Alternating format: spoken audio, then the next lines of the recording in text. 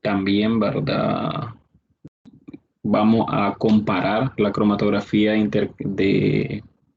columna, que es la de exclusión molecular, con la cromatografía de capa fina, hacer las comparaciones, ¿verdad? De cuáles son los parámetros a valorar en una y cuáles son los parámetros a evaluar en otra. Importante, ¿verdad? Y un poco la aplicación. Un poco vamos a ver la aplicación, ¿verdad? De lo que son estas técnicas cromatográficas en el diagnóstico. Bien, para empezar, muchachos, la cromatografía, ¿verdad? Agrupa un conjunto importante de diversos métodos de separación, identificación y determinación de componentes en mezclas complejas. Como ustedes pueden ver ahí, son tres aspectos principales, ¿verdad? Los que nos aporta esta técnica analítica: la separación, la identificación y la cuantificación de sustancias químicas en mezclas complejas. Esto es muy importante, ¿verdad? Porque hoy en día este tipo de método o este tipo de técnicas, tanto cualitativas como cuantitativas para especies químicas, ¿verdad? Son de gran relevancia en el estudio de la medicina, y no solo eso, ¿verdad? Sino en el estudio de otras ciencias, en el cual se necesita determinar concentración de alguna especie, de algún analito en solución, ¿verdad? Preguntas que se pueden resolver con una cromatografía, dice, ¿verdad? Ejemplo, ¿qué alcoholes y en qué condiciones puedo encontrar en un vino, que es una mezcla, que es una solución? Vamos a necesitar diferenciar entre el etanol y el metanol. Esto lo podemos hacer mediante una cromatografía. Por ejemplo, si hay residuos de pesticidas, ¿verdad? Que son componentes químicos, también se pueden separar, se pueden cuantificar mediante una cromatografía, ¿ya? Y otra cosa sería, ¿verdad?, determinar los tipos de aminoácidos presentes, ¿verdad? Eso es importante también, y se pueden hacer en muestras biológicas, ¿verdad? Los aminoácidos presentes en la membrana de las células de los hepatocitos, por ejemplo, ¿verdad? Necesitamos conocer los aminoácidos que componen las proteínas de membrana. Se pueden hacer mediante una cromatografía perfectamente. Podemos conocer e identificar diferentes componentes en tejido. Necesitamos, por ejemplo, conocer eh, los aminoácidos que componen alguna hormona, como la vasopresina, como la oxitocina, ¿verdad? Que son hormonas compuestas de 9 aminoácidos. Pues también podemos conocer, ¿verdad?, la composición o los aminoácidos presentes en estos compuestos químicos a través de una cromatografía. Otro aspecto importante, ¿verdad?, es que también podemos determinar compuestos químicos. Estamos hablando de macromoléculas presentes en los seres vivos, ¿verdad? Vamos a poder determinar no solo proteínas, ¿verdad?, y sus unidades funcionales, que son los aminoácidos, sino también vamos a poder determinar ácidos grasos, por ejemplo, y carbohidratos específicos. Ejemplo, en una glicoproteína, por ejemplo, o en un lipopolisacárido que contiene azúcares, nosotros vamos a poder determinar qué tipo de esos azúcares son los que están presentes, ¿verdad?, por medio de estas técnicas de separación. Ejemplo, bueno, ya vieron un ejemplo práctico, ¿verdad?, que fueron los azúcares, ¿verdad?, que contiene los LPS bacterianos, ¿verdad? Pero también no solo eso, existen azúcares, por ejemplo, en una glicoproteína, que es la hormona FSH, la hormona folículo estimulante, que tiene una parte proteica y una parte de carbohidrato. La parte de carbohidrato la podemos conocer perfectamente por esta técnica, por una técnica cromatográfica, y podemos determinar que, como la bibliografía dice, esta parte de azúcar va a estar formada por fructosa, galactosamina, glucosamina y ácido siálico. Todo esto lo vamos a poder determinar gracias a estas técnicas cromatográficas de separación. Muy bien.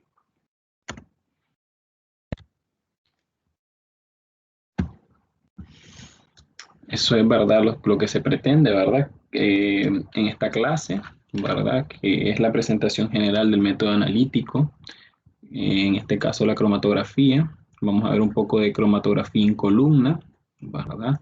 Formas de realizar este tipo de cromatografía y qué parámetros podemos medir en esta cromatografía y la cromatografía plana o la cromatografía de capa fina, las formas de realizarla y también los parámetros que miden. Aquí vamos a relacionar una con la otra, ¿verdad? Y ver las diferencias, ¿verdad? Que pueden haber no en el objetivo final, que es la separación, sino en el procedimiento, ¿verdad?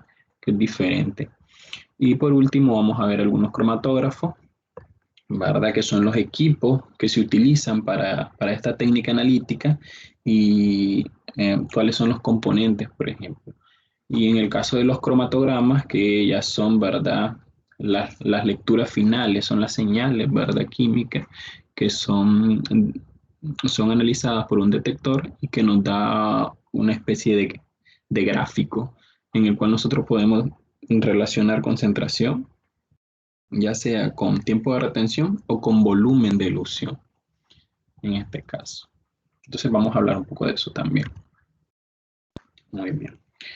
Para iniciar, ¿verdad? Un poco recapitulando, ¿verdad? Lo que ya habíamos visto en la clase pasada, ¿verdad? En una cromatografía plana, ¿verdad? Lo que se tiene es un soporte sólido, ¿verdad? En el cual vamos a tener la fase estacionaria. Esto fue lo que hicimos en la primera práctica de laboratorio, ¿verdad? Un soporte sólido. Luego vamos a tener un punto de inyección donde nosotros vamos a hacer la siembra de nuestro analito, ¿verdad? Y los componentes se van a empezar a separar. ¿Cómo se van a empezar a separar? Bueno, cuando nosotros agregamos una fase móvil, que es la que va a permitir que desde el punto de inyección de la muestra, la fase móvil comience a arrastrar esos componentes químicos. Esos componentes químicos a través de la fase estacionaria. Químicamente, entonces va a haber una interacción. Recuerden, esto siempre se lo repito. ¿Cuál es el principio de separación de las pruebas cromatográficas? Pues es la interacción química entre la fase móvil y la fase estacionaria. Y el analito presente, o en este caso, ¿verdad? En la fase móvil, que es el que permite que esta muestra donde esté el analito comience a fluir a través de la fase estacionaria. La interacción química entre estos va a permitir que, dependiendo de la composición química, cada componente de la muestra se vaya separando, ¿verdad? Con diferentes tiempos de retención. Aquí, aquí tenemos, ¿verdad? La fase móvil circula atravesando la fase estacionaria y comienza a empujar la muestra. Algunos componentes químicos con estructuras químicas parecidas pues van a tener un punto de retención similar, como podemos ver aquí, este grupo de moléculas posiblemente químicamente, ¿verdad? Tienen similitud y tenemos otro grupo de moléculas, ¿verdad? Que es químicamente diferente y por lo tanto tienen un tiempo de retención distinto. Migran a una velocidad distinta con la fase móvil.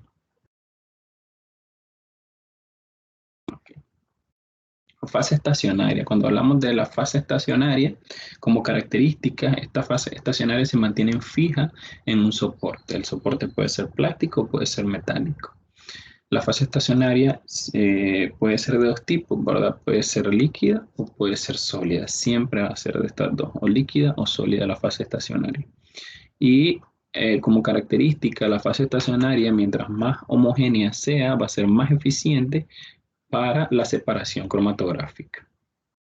Como características de la fase móvil, lo que realiza es un empuje de la muestra a través de la fase estacionaria. Es lo que nos permite que la muestra donde están las especies químicas comience a migrar o a viajar o a eluir a través de la fase estacionaria. Y luego, ¿verdad? Vamos a tener que fase estacionaria corresponden al líquido o gas. De estos dos estados lo vamos a tener siempre como fase móvil. Fase móvil puede ser líquido, puede ser gaseosa. Y en esta fase móvil es que es muchas veces en el que nosotros vamos a también a mezclar nuestra solución problema o nuestro analito. La fase móvil líquida corresponde, cuando la fase móvil es líquida, corresponde a una cromatografía líquida, y cuando la fase móvil es gas, corresponde a una cromatografía gaseosa. La eficiencia de la separación cromatográfica se va a relacionar con la velocidad de la fase móvil. Esto lo vamos a explicar más adelante con gráficos. El soporte, ok. Los soportes, ¿verdad? Porque mencionábamos que en la fase estacionaria, ¿verdad?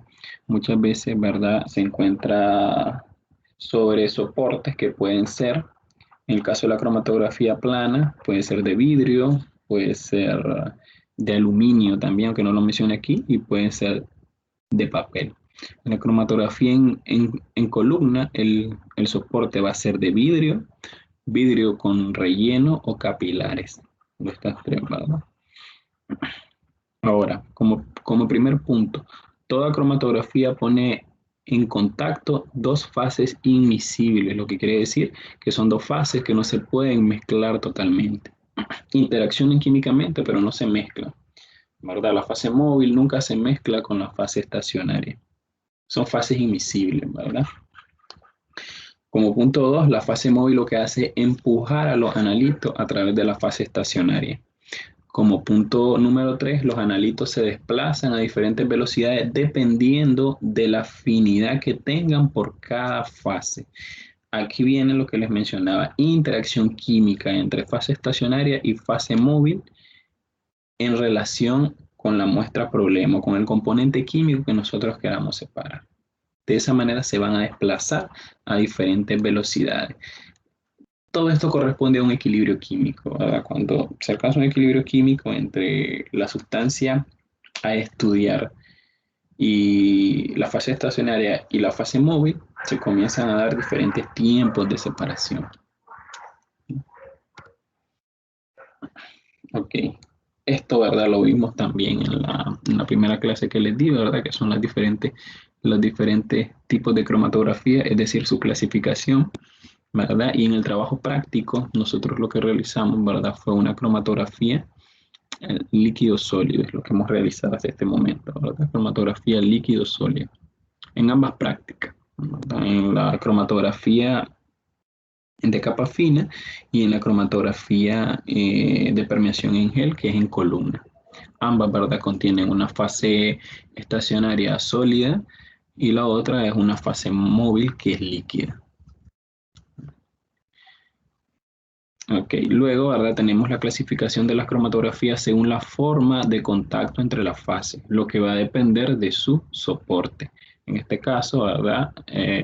Hay una comparación entre la cromatografía plana o de capa fina y la cromatografía en columna, en la cual tenemos que los soportes, en el caso de la plana, pueden ser de vidrio o de papel Whatman, y en el caso de la columna son de vidrio con relleno o capilar.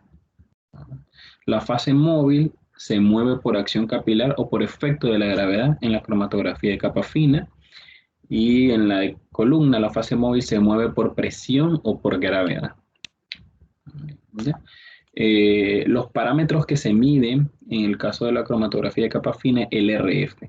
En la práctica ustedes ya lo hicieron, ya saben cómo calcular un RF y cómo se interpreta. Este es el parámetro principal, ¿verdad?, a evaluar en una cromatografía de capa fina. Ahora, el parámetro a evaluar en una cromatografía en columna es el tiempo de retención de los componentes químicos o el volumen de retención. Ahora, en la cromatografía de capa fina el hecho es abierto, ¿verdad?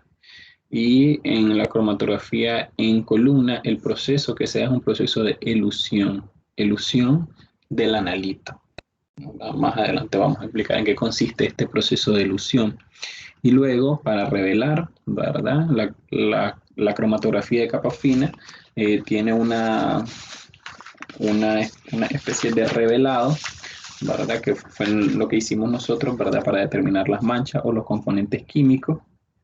Y muchas veces es un revelador químico, ¿verdad? En el cual vamos a utilizar un revelador para poder visualizar los componentes separados. Estos reveladores pueden ser yodo, que nos da un tono marrón o amarillo. Pueden ser ácido sulfúrico, que fue el que utilizamos nosotros en la práctica, el cual nos da manchas negras en la sustancia, en los componentes separados. También se puede usar 2,4-dinitrofenilhidracina, que se utiliza cuando estamos separando aldehído y cetona. Se puede utilizar verde de bromocresol como revelador químico. Esto, ¿verdad? Cuando las especies químicas, ¿verdad?, contienen muchos ácidos carboxílicos. Se puede utilizar también para dimetilaminoensaldehído, en el caso de que los componentes químicos sean aminas. Entonces, en cambio, ¿verdad? En la cromatografía en columna no necesita un sistema de revelado químico porque implementa un detector de señales químicas. Más adelante vamos a explicar con una imagen, ¿verdad?, de los componentes de un cromatógrafo, cómo este detector nos permite determinar la concentración de las especies químicas separadas. Eh, Uno de los principios más comunes es por UV visible o por espectrofotometría. Lo hace los detectores. Okay. Clasificación de las cromatografías según el equilibrio existente entre la fase o el mecanismo de separación. El mecanismo de separación puede ser cualquiera de estos que tenemos aquí, ¿verdad? En el que tenemos una cromatografía de absorción. Ese sería el mecanismo de separación, la absorción, ¿verdad? Y las características de ese tipo de cromatografías con ese mecanismo es que tienen una fase estacionaria sólida y la fase móvil es líquida. En el caso que sea líquida o gas, la absorción se va a dar por las diferencias de polaridad. O la interacción entre la fase sólida y líquida se va a dar por diferencias en la polaridad. Ahora, la cromatografía de reparto, vamos a tener una fase estacionaria líquida y una fase móvil también líquida, ¿verdad? O gas. Y también, ¿verdad? El reparto se da por las diferencias de polaridad. En el caso de las resinas de intercambio iónico, la fase estacionaria corresponde a una resina que puede ser aniónica o catiónica, ¿verdad? Que aquí dice con grupos cargados, y esta resina siempre va a ser sólido, un sólido, ¿verdad? Entonces los grupos cargados van a estar unidos covalentemente a esta resina. La fase móvil puede corresponder a ya sea a un líquido o a un gas, pero mayormente corresponde a líquidos, ¿verdad? Y el mecanismo de separación se da por reacción entre iones de carga opuesta, es decir, atracción electrostática, ¿verdad? La cromatografía de exclusión molecular, que fue es el mecanismo de separación que utiliza la práctica, ¿verdad?, que vieron anteriormente el jueves pasado, corresponde a una fase estacionaria que contiene un gel poroso, una fase móvil que es líquida, y la separación o el mecanismo de separación se da en base a los tamaños de las moléculas o de los componentes presentes en la muestra. Los tamaños permiten, ¿verdad?, que las muestras se separen de manera diferente. A eso se le llama cromatografía de exclusión molecular. Por último, la cromatografía de afinidad. Esta, ¿verdad?, es muy específica. La fase estacionaria está diseñada especialmente para atrapar a un soluto en particular, de forma específica, ¿verdad? Por lo tanto, es muy selectiva.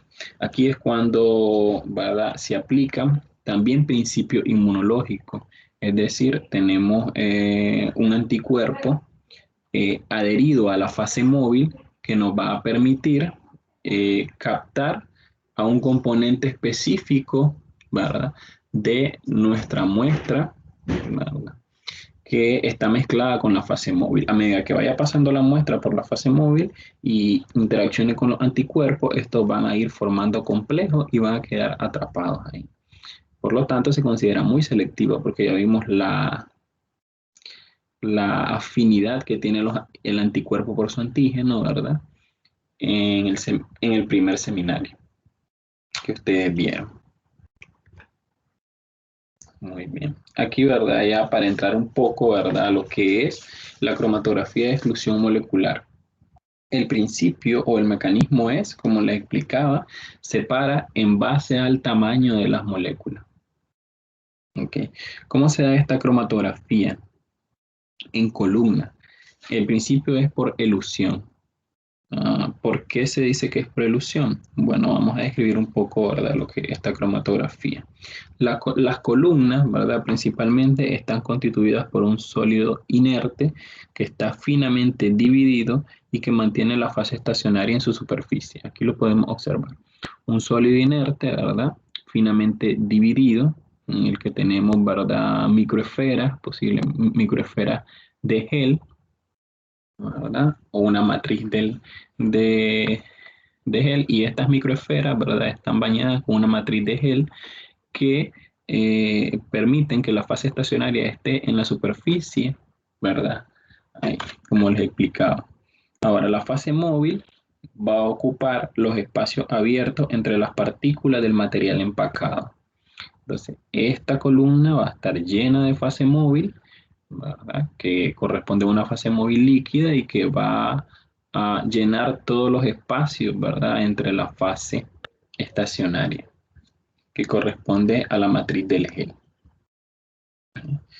Ahora, ¿cómo se va a dar la separación? Bueno, se adiciona la solución, es decir, la muestra en la parte superior del tubo, ¿verdad? Se adiciona la muestra aquí en la parte superior de la columna o del tubo, y los componentes, ¿verdad?, van a empezar a separarse por elusión. A medida que nosotros vayamos agregando solvente, que va a corresponder a la fase móvil, entonces la muestra que nosotros colocamos ahí va a ir separándose por elusión en base a su tamaño. Uh-huh.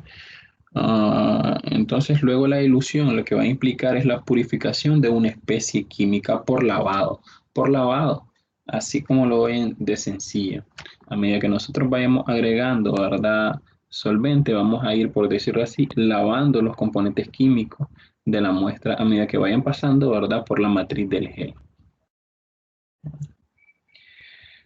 Bien, aquí si pueden observar en la imagen, ¿verdad? Dice que moléculas pequeñas, ¿verdad?, las moléculas grandes salen primero de la columna.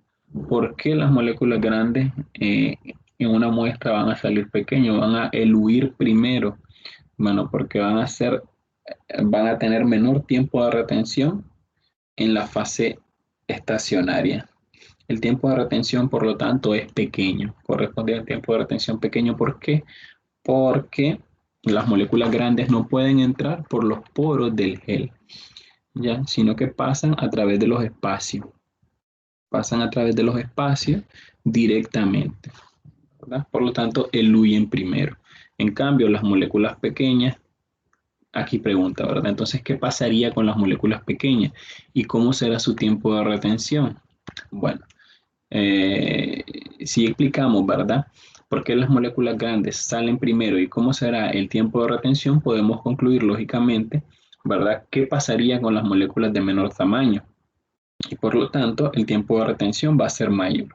Las moléculas pequeñas o de menor tamaño tienen que pasar, ¿verdad?, por todo el laberinto propuesto por el gel, y por lo tanto, eh, tienen que recorrer, por decirlo así, más distancia, ¿no? Interaccionan más con la fase estacionaria y por lo tanto tienen un tiempo de retención mayor que las moléculas grandes. Muy bien. Ahora, eh, de manera, eh, ¿por qué hay diferencias de velocidades?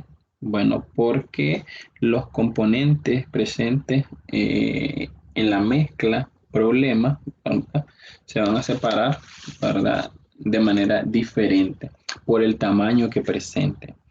Ahora, al final, ¿verdad?, al final de la columna, muchas veces se implementan sistemas de detección que comienzan a medir, ¿verdad?, la concentración del componente de elusión a través del tiempo. Es decir, podríamos decir aquí, ¿verdad?, que este sería el tiempo 0, tiempo 1, tiempo 2, tiempo 3 y tiempo 4. Entonces, el sistema de detección implementado al final de la columna lo que hace es medir el volumen de elusión en el cual se encuentra presente los componentes separados. Como ya les explicaba, uno de los principios, ¿verdad?, por los cuales se puede hacer esta determinación cuantitativa es por espectrofotometría UV visible. Entonces, en la primera solución, en el caso del tiempo 3, ¿verdad? Cuando se haga la lectura, pues los componentes de mayor tamaño, ¿verdad?, son los que nos van a dar un valor de absorbancia determinado.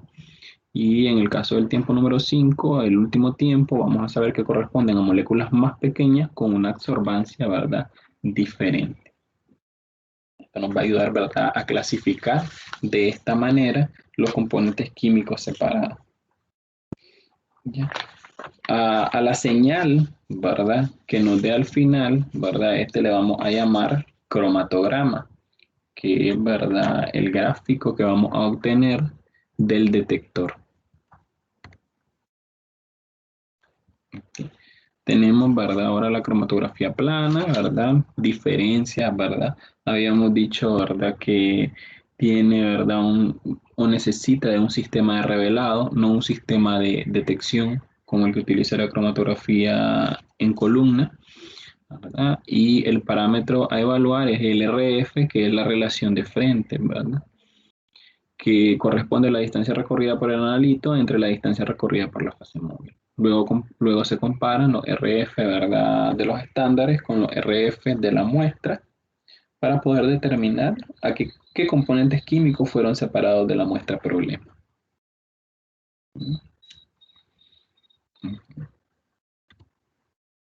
Aquí tenemos, ¿verdad?, un experimento, ¿verdad?, acerca de una cromatografía de capa fina o cromatografía plana. Se pretendía separar los pigmentos de la hoja de espinaca, ¿verdad?, en la que tenemos en la parte del centro. Y en esta parte, ¿verdad?, correspondía a una separación de pigmentos de cáscaras de mandarina, ¿verdad? Entonces vamos a tener, ¿verdad?, que los diferentes pigmentos, ¿verdad?, se separan de esta manera. Tenemos la clorofila aquí, clorofila B aquí. Entonces, ¿verdad?, los tiempos de retención van a ser diferentes, las velocidades de migración son diferentes. ¿Por qué? Porque cada componente químico, en este caso cada pigmento, interacciona de manera diferente con la fase estacionaria. Por lo tanto, se da la separación. Entonces podemos ver bandas separadas unas de otras, que corresponden a componentes químicos distintos. Posiblemente para saber, ¿verdad?, que estos son los pigmentos, ¿verdad?, que aparecen aquí, se tuvieron que comparar, ¿verdad?, con estándares también. Y así sucesivamente, ¿verdad? El RF como criterio de identificación. Ya mencionamos, ¿verdad?, de que el RF en el caso de la cromatografía plana es el criterio de evaluar, es el criterio de identificación, es el que nos permite saber, ¿verdad?, qué componente químico es separado. Y aquí tenemos un ejemplo, ¿verdad?, de eso. Tenemos, ¿verdad?, que tenemos la fase móvil que se utilizó, tenemos la placa de vidrio en este experimento, tenemos el revelado que se utilizó.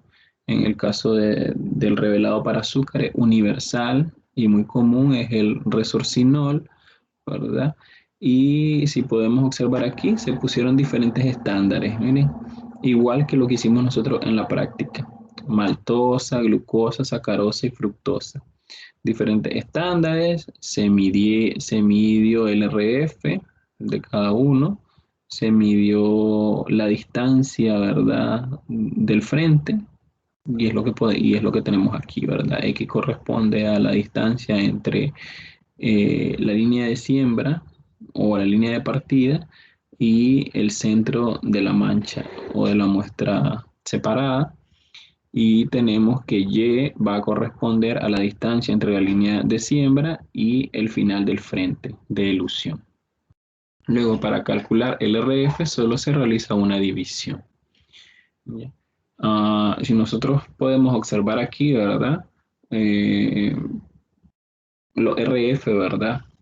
En este caso de los estándares son estos, ¿verdad? Y los RF de las muestras separadas tenemos que tienen estos dos valores. Nosotros ahora vamos a comparar si estos RF, ¿verdad?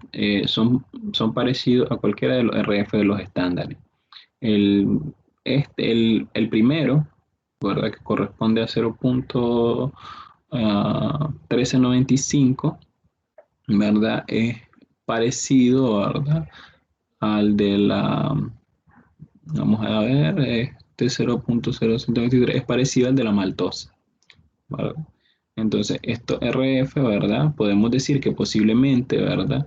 Esta muestra, ¿verdad? Separada, aunque no está a la misma distancia, ¿verdad? Si ustedes pueden ver, pero muy probablemente, ¿verdad? La muestra o la solución, en este caso, contenga maltosa, ¿ya? Y podemos ver, ¿verdad? En este caso, el segundo RF de 0.2305, ¿verdad? Es muy parecido al RF de la fructosa. Por lo tanto, aquí lo tenemos, ¿verdad? Vamos a concluir, ¿verdad? De que muy posiblemente la muestra, en este caso, la solución, además de contener maltosa, también contiene fructosa. Eso es lo que nos permite el valor del RF, el criterio de identificación al comparar los RF de los estándares y de los componentes de la muestra separada. Muy bien. Aparece un problema, ¿verdad? En el que ustedes, ¿verdad? Pueden practicar. Dice, ¿verdad? Que la tabla muestra los resultados obtenidos, ¿verdad? En una cromatografía en papel, y ahora pide que explique el significado del RF y sus valores extremos. Ordene los analitos de menor a mayor en cuanto a su afinidad por la fase móvil. Justifique. Uh, si el RF es menor, ¿qué información nos da acerca de la interacción con la fase móvil? Mientras, en este caso, mientras el RF sea mayor, significa que el componente tuvo mayor afinidad por la fase móvil. Si el RF es menor, significa que hay menos afinidad del, del componente químico por la fase móvil y más afinidad del componente químico por la fase estacionaria. Así lo vamos a concluir, ¿no? Es decir, si a mayor valor de RF, ¿verdad? Vamos a decir que va a ser menor la relación con la fase móvil, pero mayor con la fase estacionaria. Y si el RF es menor, significa, ¿verdad? Que hay una menor interacción, en este caso con la fase móvil, una mayor interacción con la fase estacionaria. Bien, ahora tenemos, ¿verdad? Cromatografía en columna. El principio a evaluar o el criterio es la elusión, ¿verdad? En este caso es el tiempo de retención y o el volumen de retención. El parámetro en función del tiempo. ¿Por qué? Porque cuando se nos da el gráfico, es un gráfico XY, ¿verdad? En el cual se compara concentración del anilito con el tiempo, ¿verdad? Con el tiempo que tardó en eluir esta muestra, o ya sea con el volumen que eluyó, ¿verdad? Recordemos que lo que se hace aquí, ¿verdad? En la cromatografía en columna es, nosotros colocamos nuestra solución problema y lo que comenzamos a hacer es agregar grandes cantidades de eluyente, ¿verdad? Para que los componentes comiencen a fluir y a separarse en base a su tamaño. Luego, al final, a medida que pase el tiempo, los volúmenes que se van a ir separando, pues van a contener diferentes sustancias dependiendo de la interacción que tengan con la fase móvil y con la fase estacionaria. Van a haber diferentes tiempos de retención y cada tiempo de retención distinto, con velocidad distinta, va a corresponder a componentes químicos distintos. consecuentemente. Ustedes pueden ver aquí las bandas que se van separando, ¿verdad? Corresponden a los componentes químicos a valorar. Luego de cierto tiempo, pues esos componentes químicos van a eluir, ¿verdad? Y nuestro detector en el cromatógrafo por UV visible va a determinar la concentración, ¿verdad? Va a determinar la concentración por espectrofotometría. De esta manera. Si ustedes pueden ver aquí, ¿verdad? Tenemos, dice, fase móvil y una muestra que contiene dos analitos distintos, una muestra A y una muestra B. Perdón, es una misma muestra, pero con dos componentes químicos distintos dentro de la misma muestra. Lo que se pretende es separar ambos componentes por cromatografía en columna, que puede ser cromatografía de reparto o de exclusión molecular. Entonces, si es por cromatografía de exclusión molecular, pues el tubo va a estar lleno, ¿verdad?, de un gel, ¿verdad?, que es lo que ya explicábamos anteriormente, y a medida que vaya pasando el, el, el tiempo y vayamos agregando fase móvil, que es el solvente, entonces estos componentes químicos, tanto A como B, se van a ir separando, ¿verdad?, con tiempos distintos. Por lo tanto, ¿verdad?, vamos a tener dos volúmenes, ¿verdad?, con ambos componentes diferentes.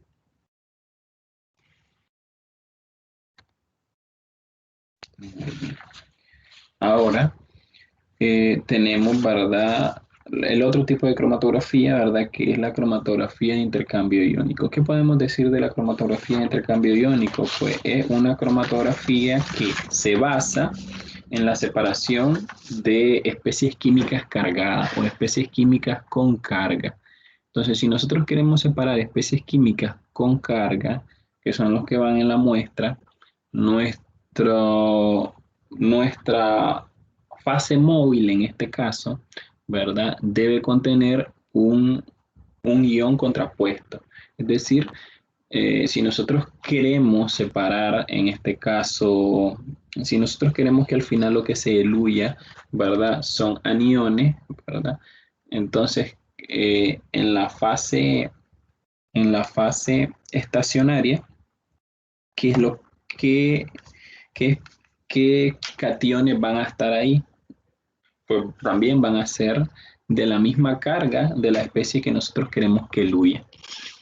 Aquí tenemos, ¿verdad? Por ejemplo, existen dos tipos de resina.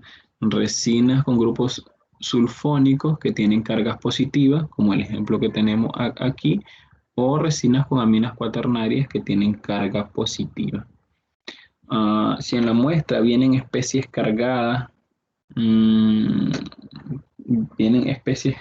ya sea en este caso, si las especies cargadas son negativas, ¿qué va a pasar? Que cuando estas especies con carga negativa pasen cerca de los grupos sulfónicos que contienen la resina, pues se van a quedar ahí atrapados o adheridos por atracción de carga, y lo que va a eludir, entonces, ¿qué va a hacer? Bueno, va a ser las especies que estén menos cargadas o que tengan menos carga negativa, porque van a interaccionar menos, ¿verdad?, con la fase estacionaria, en este caso. Entonces, al final, ¿qué es lo que vamos a tener? En una resina de intercambio catiónico, pues vamos a tener aniones. Los aniones, ¿verdad?, son los que van, ¿verdad? Los aniones son los que van a quedar atrapados y los cationes son los que van a eludir. Aquí tenemos una resina con carga positiva, lo que intercambia es aniones. Carga distinta, eso es lo que va a traer. Y se dice, ¿verdad?, que en una resina con carga negativa, lo que intercambia son cationes, ¿verdad? Si la resina está cargada de manera negativa aquí, entonces lo que va a traer son cationes y lo que nos va a eludir son aniones.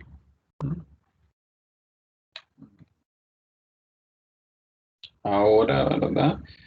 Siempre, ¿verdad? Recapitulando y diciendo, ¿verdad?, que la cromatografía consiste en separar, identificar y cuantificar. No importa el tipo de cromatografía, ¿verdad? Estos van a ser los tres pasos básicos y es la información que nos va a dar cualquier tipo de cromatografía. es el principio en el que se basa la técnica analítica, ya sea cromatografía de exclusión molecular, ya sea cromatografía de afinidad, ya sea cromatografía de capa fina o cromatografía de gases, cualquiera de estas. Y estas son características, ¿verdad? Que contienen todo, ¿verdad? Tenemos que la primera es que toda cromatografía pone en contacto dos fases invisibles. Dos, la fase móvil empuja a los analitos atravesando la fase estacionaria. Y tres, los analitos se desplazan a diferentes velocidades dependiendo de la afinidad por cada fase. Estas características no van a cambiar. Okay. Tenemos, ¿verdad? Los dos parámetros a evaluar en la cromatografía en columna. Parámetro en función del tiempo que transcurre desde que inyectamos la muestra hasta que salen los analitos. A eso se considera como tiempo de retención. Y el parámetro en función del volumen, que es la fase móvil que circula en la columna, entonces a ese parámetro vamos a conocerlo como volumen de retención. Tenemos un cromatógrafo de gases, ¿verdad? Pero eso, ¿verdad? Esa conferencia, ¿verdad? Ustedes ya la vieron, ¿verdad? Se la explicaron bien. Y aquí tenemos, ¿verdad? Lo que es un cromatógrafo, ¿verdad?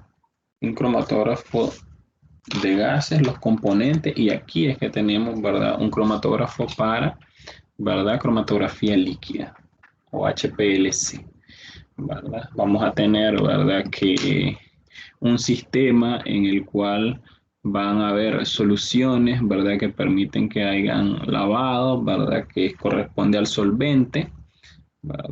En el que va a haber una inyección continua de esta fase móvil líquida sobre una columna cromatográfica, sobre un capilar, en este caso, y vamos a tener un sistema de detección. ¿Qué es este sistema de detección? Pues no es más que un espectrofotómetro, ¿no? Sistema de detección. Y aquí lo tenemos, ¿verdad? Un poco más detallado acerca de los componentes de un cromatógrafo líquido de alta resolución. Vamos a tener, ¿verdad? Un reservorio de la fase móvil, una bomba de inyección que lo que nos va a permitir es que esta fase móvil, ¿verdad? Estar bombeando constantemente fase móvil a través de la columna cromatográfica, ¿verdad? El inyector, en este caso de la muestra, ¿verdad? Tenemos una bomba de alta presión. Esta bomba lo que va a permitir es que haya un flujo constante de fase móvil, ¿verdad? A través de la columna. Uh, porque se necesita de un flujo constante para que se dé el fenómeno de elusión, ¿verdad? O de lavado que les expliqué anteriormente. Luego, ¿verdad? El volumen que vaya saliendo aquí, ¿verdad? El detector lo que va a relacionar es el tiempo de elusión, ¿verdad? Con los componentes químicos que vayan separando. Por lo tanto, aquí, ¿verdad? Van a haber diferentes tubos, ¿verdad? En los que van a ir cayendo cantidad de solución específica a diferentes tiempos. Y luego, ¿verdad? Tenemos el sistema de adquisición y procesamiento de los datos, ¿verdad? En el cual luego que el detector nos mide la absorbancia, ¿verdad? De cada uno de los componentes separados a diferentes tiempos, el sistema de adquisición y procesamiento de datos lo que va a permitir es construirnos una curva, ¿verdad? Con diferentes picos correspondientes a la concentración de cada una de las soluciones separadas. ¿Mm? Los detectores, ¿verdad? De cromatografía líquida, ¿verdad? Utilizan como sistema de detección índice de refracción que corresponde a espectrofotometría UV visible.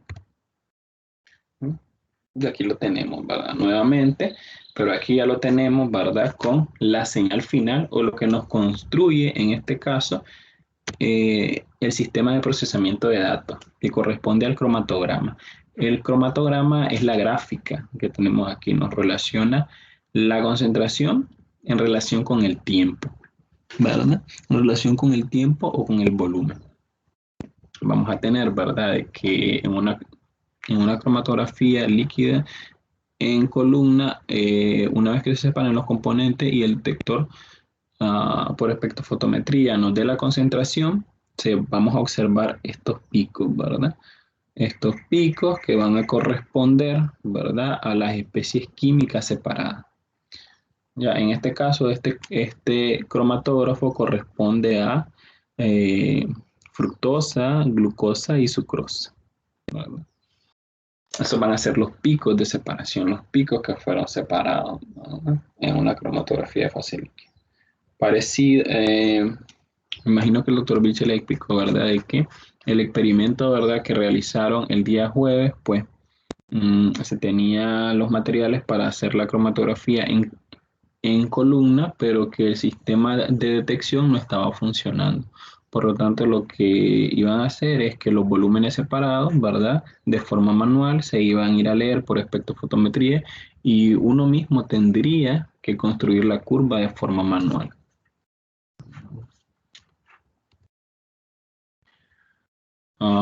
Luego tenemos, ¿verdad? Los datos que nos proporciona un cromatograma. Aquí tenemos, ¿verdad? Los datos generales del experimento, ¿verdad? ¿Cuál fue el volumen de inyección? ¿Cuál fue el caudal? Es decir, qué volumen se eluía por unidad de tiempo, la temperatura a la cual se realizó el experimento, cuál era el componente de la fase móvil y cuál era el componente de la fase estacionaria. Ya, también importante, ¿verdad? La altura de la columna y el diámetro de la columna también fue un papel importante a la hora de realizar cálculos estadísticos para la eficacia de la columna. Y lo que se pretendía aquí era separar un contenido de azúcares en una etapa de fermentación. ¿Qué azúcares? Pues los tenemos aquí en el cromatograma. Corresponden a fructosa, glucosa, sacarosa y lactosa. ¿No? Aquí tenemos, ¿verdad? Concentración relacionada con el tiempo, a diferentes tiempos de retención. Aquí tenemos tiempo de retención, lo que nos hace identificar al analito. ¿Por qué el tiempo de retención nos identifica el analito? Bueno, porque cada especie química tiene un tiempo de retención característico o específico. Una especie química no tiene el mismo tiempo de retención que otra. Siempre van a ser distintos, ¿verdad? Porque las sustancias son químicamente distintas. Ahora, el área bajo el pico indica la cantidad del analito. Toda esta área, ¿verdad? Bajo el pico corresponde a la cantidad del analito separado. En este caso, ¿cuál de los azúcares está a mayor cantidad o mayor concentración? Pues vamos a tener que la fructosa, ¿verdad? Una de las que se encuentra en mayor cantidad. Y luego tenemos el ancho de la base. El ancho de la base del pico que tenemos aquí, ¿verdad? El ancho de la base está relacionado con la eficiencia de la columna cromatográfica. ¿Ya? Eficiencia, cuando hablamos de que el ancho se relaciona con la eficiencia de la columna cromatográfica, a lo que nos referimos es que si el pico de detección es demasiado ancho, significa que hubo ahí factores, ¿verdad?, que no permitieron una separación adecuada. O si el pico es demasiado angosto, ¿verdad? Tiene una base demasiado angosta, es probable que también existieran factores, ¿verdad?, que interfirieron con el procedimiento.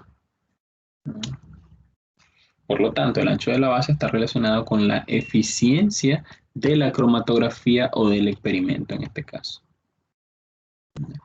¿Cómo vamos a analizar nosotros un cromatograma entonces? Que es muy importante, ¿verdad? ¿Cómo lo vamos a analizar? Bueno, los parámetros a evaluar en un cromatograma, ¿verdad? De cromatografía en columna van a ser, como ya les mencionaba, tiempo de retención y volumen de retención. Pero ¿cómo vamos a calcular esto? ¿Cómo vamos a relacionar estos parámetros? Bueno, el tiempo de retención, ¿verdad? El tiempo de retención, ¿verdad? Menos el tiempo muerto de la columna. El tiempo muerto de la columna, ¿verdad? Siempre va a ser la señal inicial, ¿verdad? La señal inicial que no corresponde a ningún analito, pero que siempre hay una señal de un compuesto no retenido por la fase móvil. Y luego vamos a tener la señal que sí corresponde a un tiempo de retención específico por el analito. Entonces, el tiempo de retención, ¿verdad? O el tiempo muerto de la columna menos el tiempo de retención del analito, eso nos va a dar, ¿verdad? El TR o el tiempo de retención medio. Y el volumen de retención lo vamos a calcular, el volumen de retención del analito igual menos el volumen muerto de la columna, en el cual es el primer volumen que eluye, en el que no hay ningún componente químico presente, no hay señal detectada. Como punto 3, vamos a otro aspecto a evaluar de un cromatograma es el área el área del triángulo que corresponde a la base por la altura entre dos. Vamos a tener la base, ¿verdad?, por la altura entre dos. Ese es otro aspecto a evaluar. Y como punto 4 tenemos a W, ¿verdad? Que lo aparecía aquí, ¿verdad? El W, ¿qué significa? Pues es el ancho de la base del pico, ¿verdad? El ancho de la base del pico, esto que tenemos aquí, midiendo el ancho de la base, corresponde a W, ¿verdad? Y va a tener un valor, ¿verdad? En centímetros, en milímetros, en lo que, ¿verdad?, nosotros vayamos a medir. Eso que tenemos ahí. Okay.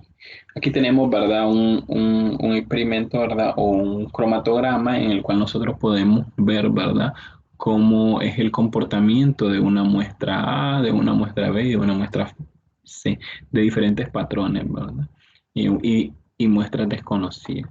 Tenemos, ¿verdad?, que el tiempo de retención es el mismo compuesto, ¿verdad?, pero hay una diferente área de la curva, ¿verdad? Aquí tenemos. Mencionaba, ¿verdad?, que el área de la curva o el área bajo el pico corresponde a la cantidad de la muestra. Aquí lo mencionamos, ¿verdad?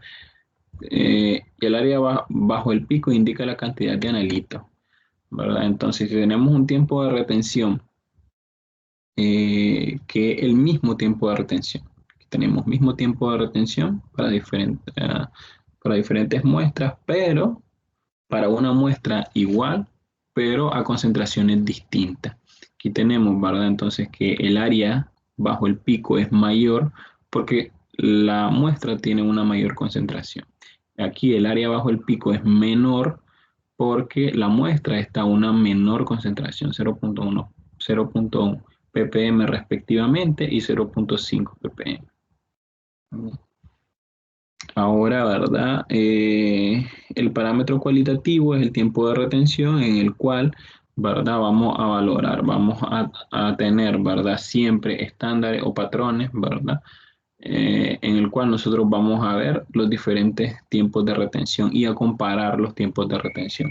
Si en la cromatografía de capa fina nosotros comparábamos RF, que es relación entre frentes, lo que nosotros vamos a comparar aquí va a ser tiempo de retención o volumen de retención del patrón con las muestras o con los analitos separados de una muestra desconocida, como pueden observar aquí. Okay. Ahora, la resolución. ¿Qué es la resolución o cómo está determinada la resolución de un cromatograma? Bueno, la resolución, ¿verdad?, va a estar relacionada con el ancho del pico. Cuanto más ancho es el pico, más va a comprometer la resolución. ¿Por qué? Porque si hay un ensanchamiento de la base, muchas veces, ¿verdad? Y si tenemos dos muestras distintas, se pueden intercalar. La base de un compuesto se puede superponer con la base del otro compuesto. Y por lo tanto no nos permite una identificación correcta. Disminuye la resolución, dicho de otra manera, del cromatograma. ¿Sí? Entonces, el ancho del pico debe ser ideal, ¿verdad? Como tenemos aquí, no debe estar superpuesto, ¿verdad?, uno con otro.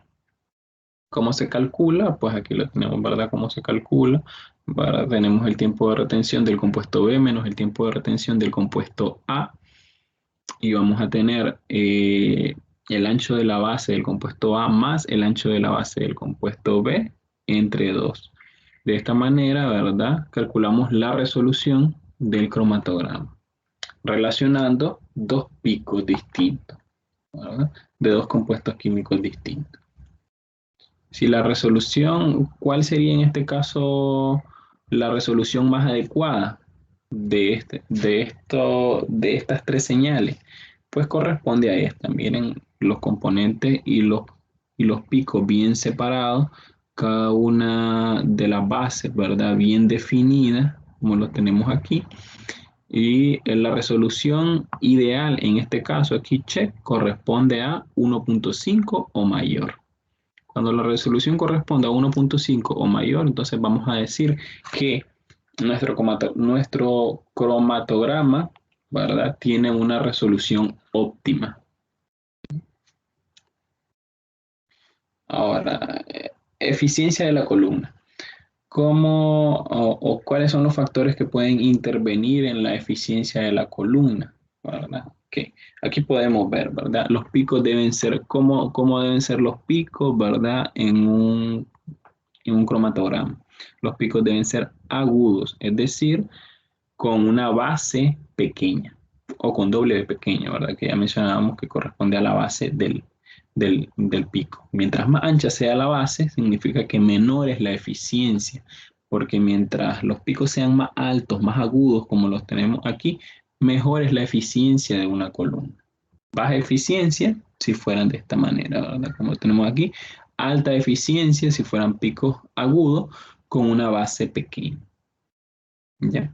Una baja eficiencia terminará complicando la resolución. Siempre nos va a terminar complicando la resolución. ¿Por qué? Porque los picos no se van a separar.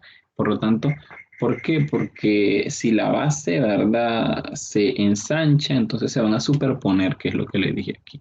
No nos permite valorar de manera adecuada, ¿verdad?, los parámetros antes, ¿verdad?, dicho, lo que acabamos de estudiar. Muy bien. Ahora, un parámetro importante, si les preguntaran, ¿cuál es el parámetro que determina cuantitativamente la eficiencia de una columna? Pues es el número de platos teóricos. El número de platos teóricos es lo que determina la eficiencia de una columna cromatográfica. Según la teoría de los platos teóricos, la eficiencia de una columna para un determinado analito se relaciona con el número de equilibrios que se pueden establecer dentro de la columna, ¿verdad? ¿Y qué es esto de número de platos teóricos? Pues eh, son,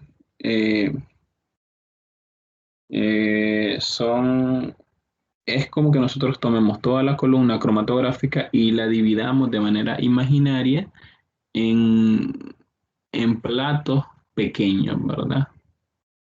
O la dividamos en una cuadrícula grande. Cada una de esas cuadrículas va a corresponder a un número, a un plato teórico, y cada uno de esos platos, o en cada uno de esos platos, nosotros vamos a poder determinar la eficiencia de la columna. Al sumar, ¿verdad?, la eficiencia de todos los platos teóricos, pues obviamente nos va a dar la eficiencia total de la columna cromatográfica. Entonces, mientras mayor sea el número de platos teóricos, mejor va a ser la eficiencia de la columna cromatográfica. ¿Cómo o cuáles son los parámetros para calcular el número de platos teóricos? Bueno, se toma en cuenta la altura equivalente del plato teórico, es decir, de la porción imaginaria de la columna, se mide la altura, ¿verdad? Y también vamos a tener como parámetro la longitud de la columna total, de la columna cromatográfica. Entonces, ¿cómo determinamos la altura equivalente al plato teórico? Bueno, la longitud de la columna entre el número de platos teóricos por el cual nosotros queramos dividir esa columna. Ahí encontramos la altura de cada plato teórico y consecuentemente a eso, ¿verdad? Vamos a tener que el número de platos teóricos, si el número que nosotros le queremos dar es 16, ¿verdad?, va a corresponder a el tiempo de retención entre la base entre 2. La eficiencia de una columna, por lo tanto, como les explicaba, mientras mayor número de platos teóricos, mejor va a ser la eficiencia, pero eh, en este caso la altura de cada plato teórico debe ser menor. Mientras más pequeño sea el plato teórico, entonces, ¿verdad?, nos va a permitir tener una mayor cantidad de platos teóricos y la eficiencia de la columna va a ser mayor. Es inversamente proporcional. La altura del plato teórico es menor y por lo tanto la eficiencia de la columna es mayor. Mientras más platos teóricos hayan, mayor la eficiencia de la columna. Luego tenemos ejemplos, ¿verdad? Ejemplos que nos dan aquí, calcular la eficiencia de la columna para cada analito, en este caso para N y para H, ¿verdad? Que corresponde al número de platos teóricos y la altura de cada plato teórico, y luego nos pide calcular la resolución de los picos. Esto, ¿verdad? Es un ejercicio que ustedes pueden realizar con las fórmulas que ya les he dado. Tiene en este caso el valor del tiempo de retención, tienen el valor de la base del pico, ¿verdad?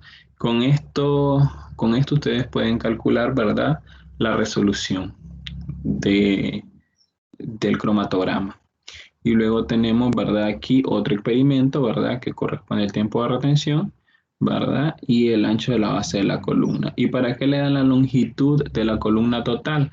Para que ustedes, ¿verdad? Puedan aplicar esta fórmula y calcular el número de platos teóricos y por lo tanto evaluar la eficiencia de la columna.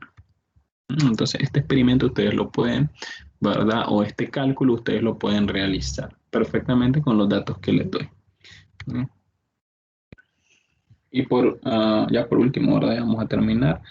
¿Qué factores determinan el ancho de los picos y por lo tanto la eficiencia de la columna? Bueno, estos factores van a estar determinados por la ecuación de Van-Dimter, que corresponde a H, ¿verdad? Que es la altura de los platos teóricos, en el cual hay varios factores que van a intervenir en esto, ¿verdad? Que van a ser la difusión en remolino, la difusión longitudinal y la resistencia a la transferencia de masa. ¿Ya? La velocidad con la que circula la fase móvil, entonces, ¿verdad? Va a estar determinada por 1. ¿Qué puedo modificar experimentalmente? Yo, ¿verdad? Como el que monta el experimento, ¿qué es lo que yo puedo hacer para aumentar la eficiencia de mi experimento, de mi cromatograma? ¿Verdad? Lo primero es, ¿verdad? El tamaño de las partículas y el empaquetamiento. Esto yo lo puedo regular, ¿verdad? Luego, ¿cuál es el otro aspecto, ¿verdad? El coeficiente de difusión de los analitos en ambas fases, por lo tanto, la temperatura, ¿verdad? Que va a determinar la velocidad por la que circulan los analitos por la fase móvil. También lo puedo regular. Puedo regular la temperatura a la cual se va a llevar a cabo el experimento. Y por último, ¿verdad? Vamos a tener la resistencia a la transferencia de la masa, ¿verdad? Que es la interacción o la relación entre la fase estacionaria, la fase móvil y la temperatura, ¿verdad? También se puede regular. Eh, si elijo, ¿verdad? Una fase estacionaria, ¿verdad? Eh, que interaccione con la muestra que yo quiero, ¿verdad? O una fase móvil, ¿verdad? Que tenga las características químicas, ¿verdad? Para la separación del componente que yo deseo obtener. Y siempre tomando en cuenta la temperatura. Entonces, estos parámetros se pueden modificar experimentalmente. Y cada uno de estos corresponde a la ecuación de Van Dimter, ¿verdad? Que como les mencioné, el efecto de camino múltiple o de laberinto corresponde a la difusión en remolino, que es el primer parámetro, ¿verdad? El B, que es la difusión longitudinal, y C, que es la resistencia a la transferencia de la masa. Todos estos factores, ¿verdad? Para aumentar la eficiencia de una columna se pueden modificar en un experimento de la forma que se los mencioné aquí. Y por último, tenemos otro problema a resolver, ¿verdad? Que tienen una serie de preguntas, le dan los datos de un experimento, ¿verdad? Que en este corresponde a un análisis de ácido graso. Les dan los ácidos grasos, les dan el tiempo de retención y les dan la anchura del pico del cromatograma. Entonces, ¿qué es lo que les piden? ¿Cuáles son los parámetros que puedo obtener de un cromatograma? Todo esto lo pueden obtener de la conferencia. ¿Cómo puedo obtener la eficiencia y la resolución de una columna a partir de estos datos? También lo pueden ver porque ya les di las fórmulas para las cuales obtener los valores de esos parámetros que les piden.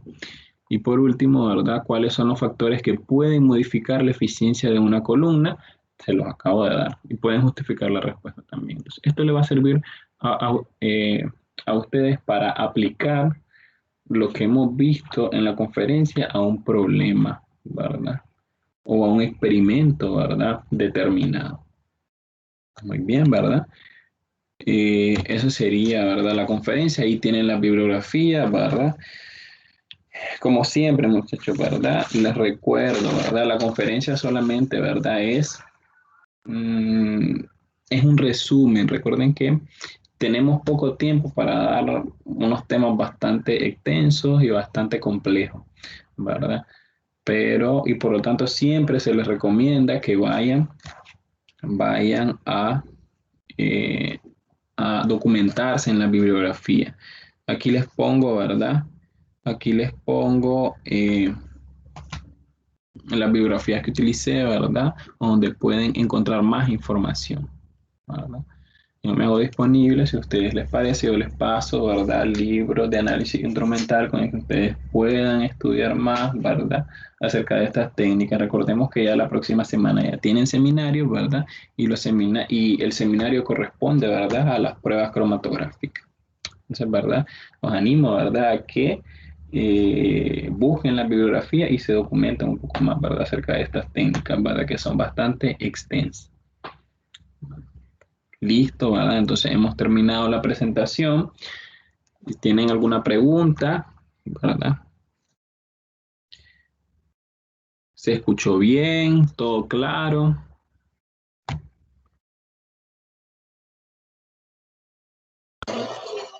Sí, licenciado. Bueno, ¿verdad? Todo claro. Ok. Entonces, ¿verdad? Si quedamos muchachos, ¿verdad? Nos vemos entonces el día jueves, ¿verdad? Para continuar, ¿verdad? Con la práctica, ¿verdad? Que dejaron pendiente con el doctor Vilcher, ¿verdad? Bueno, nos vemos entonces, ¿verdad? Buenas noches, ya casi, porque ya terminamos tarde. Buenas noches.